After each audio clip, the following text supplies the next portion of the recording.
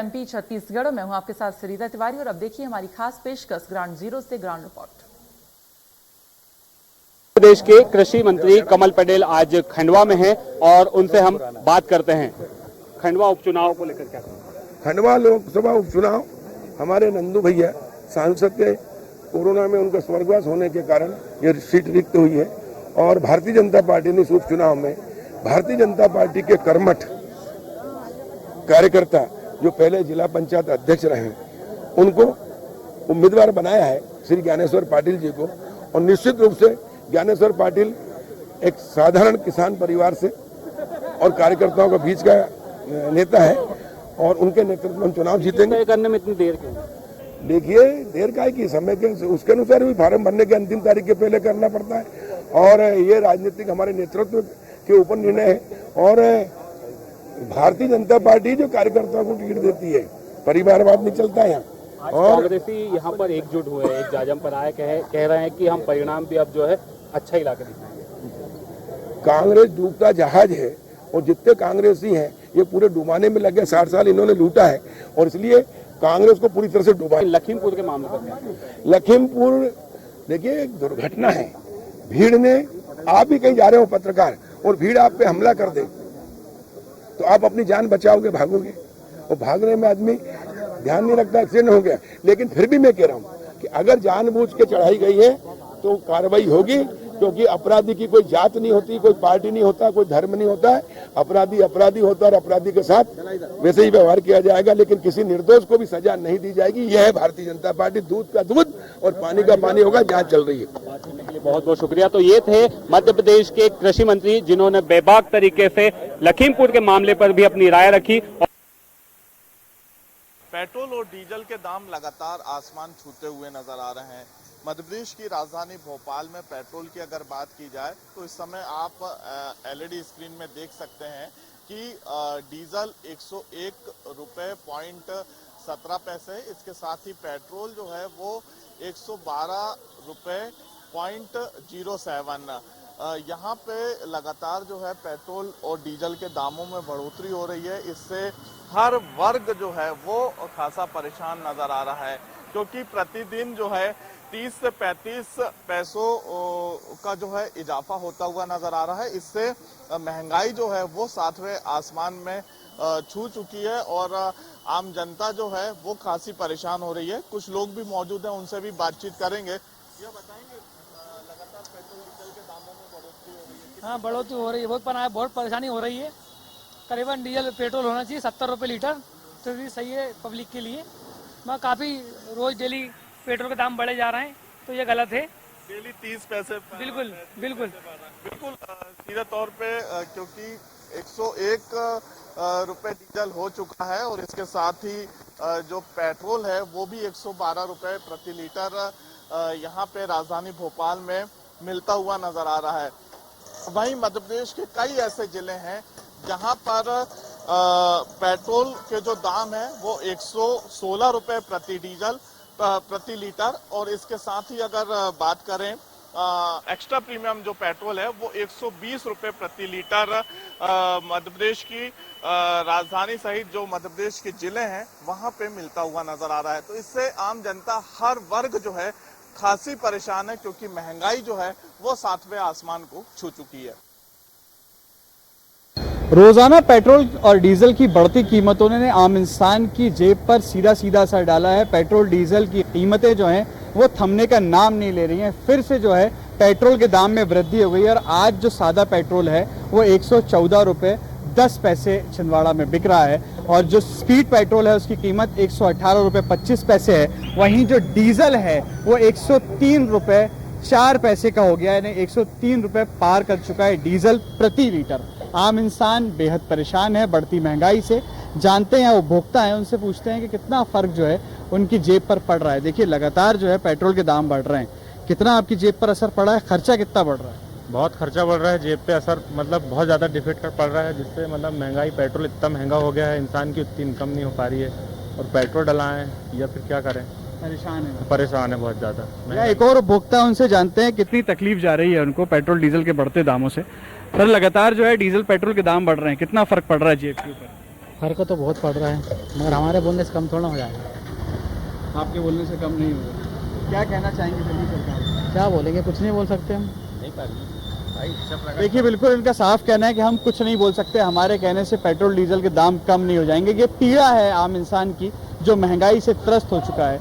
इसका बेहद ज़रूरी है कि पेट्रोल डीजल के जो बढ़ते हुए दाम है उन पर लगाम लगे। मैं हरदा के कलेक्टर ऑफिस में मौजूद हूँ और हरदा जिले की स्व सहायता समूह की महिलाओं के द्वारा आज हरदा कलेक्टर ऑफिस में प्रदर्शन किया गया है। उनकी विभिन्न मांगों को लेकर आज हरदा कलेक्टर ऑफिस में पहुंचकर उन्होंने ज्ञापन सौंपा गया है। मैं आपको तस्वीर दिखाऊं कि हरदा जिले के विभिन्न गाँव की जो महिला हैं स्व सहायता समूह की, वो महिला यहाँ पे कलेक्टर ऑफिस में आए हैं और आज वो तमाम जो लोग हैं उनकी क्या मांगे हैं, किस प्रकार से। आप कौन से गाँव के हो, बताएं क्या मांगे को लेकर आए? मैं मनीषा पारे मेरा नाम है और मैं संभाग प्रभारी हूँ मनीषा ये प्रांतीय महिला स्व सहायता समूह से। मैं सिराली तहसील है और दिव्यांग खुर्द ग्राम से हूँ और मेरी माता बहनें ये आई हैं और मेरी मांगे ये हैं कि जो हमारे मध्याह्न भोजन बंद है दो साल से कोरोना काल से, तो इसको चालू किया जाए क्योंकि 1 से 8वीं तक की शालाएँ सब खुल चुकी है, बच्चे सब आ रहे हैं, तो हमारा मध्याह्न भोजन क्यों नहीं चालू हो रहा है? मध्याह्न भोजन भी चालू किया जाए, बच्चे आ रहे हैं तो मध्याह्न भोजन चालू होना चाहिए, पर ये नहीं हो रहा है। और इसमें जो रसोइयों की राशि रुकी हुई है 8 महीने की डल गई, उसके बाद से राशि बंद कर दी है, तो वो राशि भी डाली जाए। आपका नाम क्या है? मेरा नाम राधा भाई है, मैं ब्लॉक अध्यक्ष हूँ टिमरनी की। क्या मांगे हैं आप? हमारी मांगे ये है कि हम महिलाओं को अपना रोजगार जो है वो दिया जाए और हम महिलाओं की मांगे पूरी की जाए। ये थे हरदा जिले के विभिन्न गांवों की स्व सहायता समूह की महिलाएं जो आज कलेक्टर ऑफिस पहुंची और उनकी जो मांगों को लेकर आज उन्होंने ज्ञापन सौंपा है।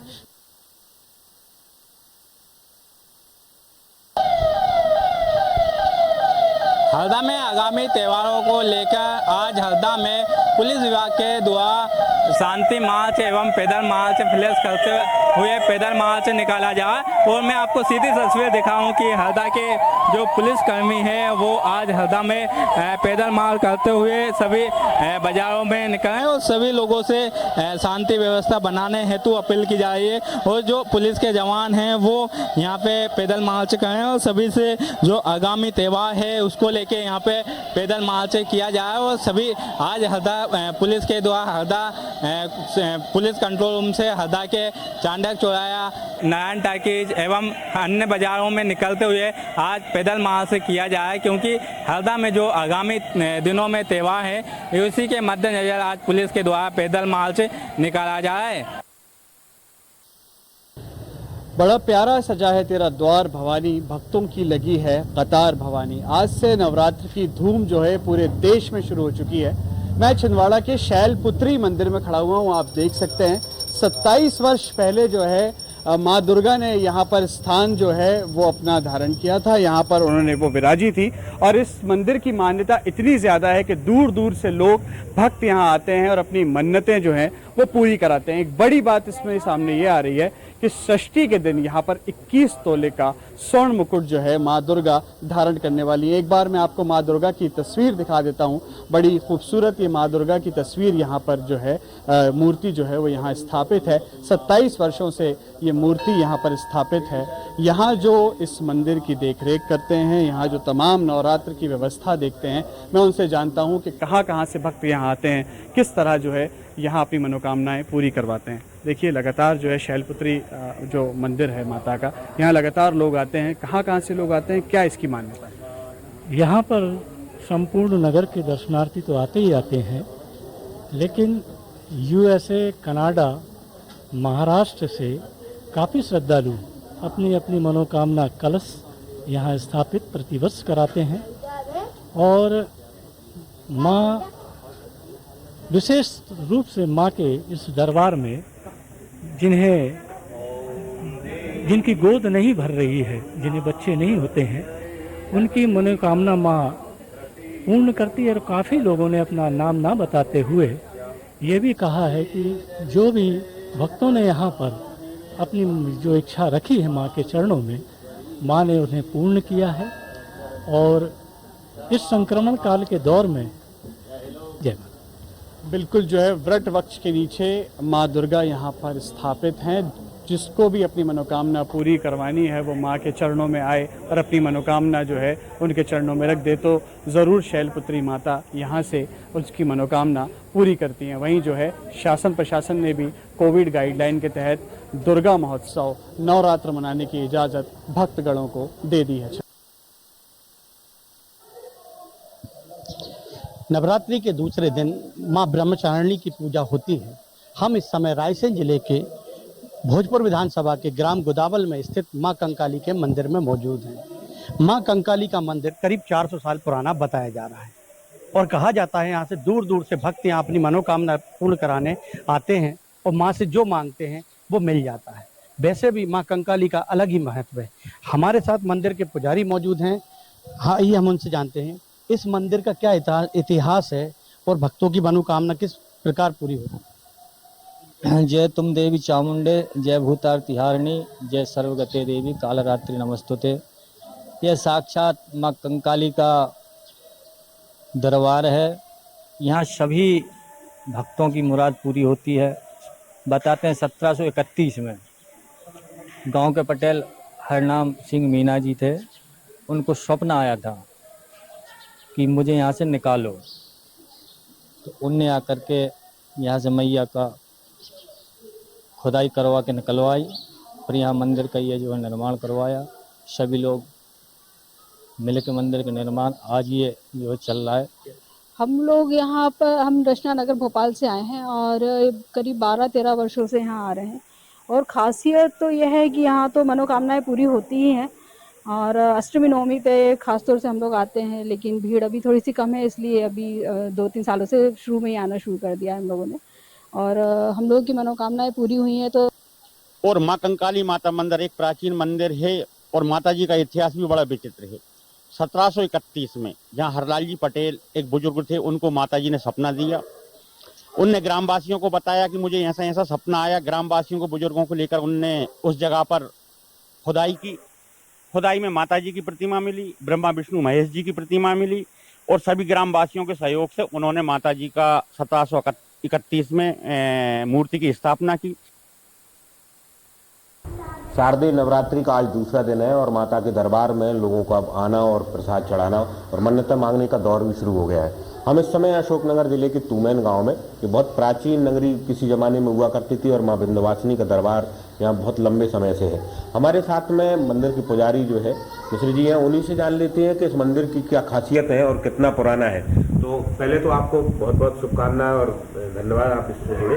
इस मंदिर को लेकर किस तरह की जो है किंवदंतियां हैं, बड़ी शास्त्रीय किंवदंतियां और कुछ जो है पुराणों में भी इसका उल्लेख बताया जाता है। ये माँ विंध्यवासिनी विराजमान है, तूमैन नगरी के नाम से जानी जाती है। यहाँ राजा मूर्धध्वज हुए, जिनकी आराध्य देवी बताती हैं कि राजा मूर्धध्वज यहाँ भगवान कृष्ण धर्मराज अर्जुन परीक्षा के लिए आए हुए हैं कि शेर के लिए जो भोजन कराया है वो ये नगरी तूमैन नगरी है। तो ये जो राजा मूर्धध्वज तुंगध्वज की जो कथा है वो कहाँ आती है? ये पुराणों में मिलती है यहाँ, और जैसे सत्यनारायण की कथा में वर्णन आता है। तो यहाँ जब राजा मूर्धध्वज हुए हैं और अपने इष्ट आराध्य को यानी संतों की उन्होंने जो सेवा की है, भगवान को उन्होंने जो भोजन सत्कार किया है और शेर को जो भोजन कराई है, वो नगरी महाराज ताम्रध्वज आरा चलाया। दोनों राजा रानी ने मिलकर के तब भगवान प्रसन्न हुए, यानी संत भगवान प्रसन्न हुए और वरदान मांगे। तो बताने लगे कि प्रभु आगे कलयुग लगने वाला है। क्या लगने वाला है? कलयुग लगने वाला है। जो मुझसे वरदान मांगे आप ना मांगे, क्यों? अवहेलना हो जाएगी झूठ का। इसलिए तो भगवान की कृपा से उनके ऊपर पूर्ण आशीर्वाद था और उन्होंने आशीर्वाद के रूप में उनको दर्शन दिया। कढ़ाई माता के नाम से इस धाम को जाना जाता है। बताते हैं श्रद्धालु को यहाँ गहरी आस्था है और उनकी हर मनोकामना पूर्ण होती है। इस धाम को लेकर भी कई किंवदंतियां हैं। कहीं पर भी इस तरह की आपको मूर्ति देखने को नहीं मिलेगी। भगवान माता बरहाई की ये मूर्ति है। हमारे साथ इस मंदिर के पुजारी मौजूद है, हमसे सर कितना पुराना स्थान है ये? लगभग यहाँ पे पुरानी जगह पे तो पता नहीं कह सकते कि कितने साल पुराना है। यहाँ पे लाए हुए 500 साल से ऊपर हो गई। और ये आषाढ़ी में ज्यादा पूजन होती है। जगदीश रथ यात्रा ध्वज के दिन से और गुरु पूर्णिमा के दिन तक यहाँ पे बाहरी भीड़ रहती है। किस रूप में है माता यहाँ? माता ये बाराही देवी के रूप में है। ये है काली के 4 रूप हैं, जिनमें शीतला, चामुंडा, बाराही और शीतला, जो चौथा रूप इनका ये है। ये सबसे बड़ा रूप कहलाता है।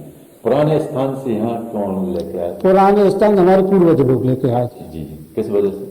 वो मुगल काल में जो मंदिर टूट रहे थे, मूर्तियां खंडित की जा रही थी, उस टाइम हाँ छुपा कर रखी गई थी। हाँ, तो ऐसी इसीलिए इसमें कोई भी निशान नहीं है कोई मंदिर का। हाँ, गुप्त रूप से ही पूजन करते रहे जब तक, और तब से ऐसी चली आ रही है। और कहीं पर भी है ऐसा स्थान? नहीं, ऐसा स्थान कहीं नहीं।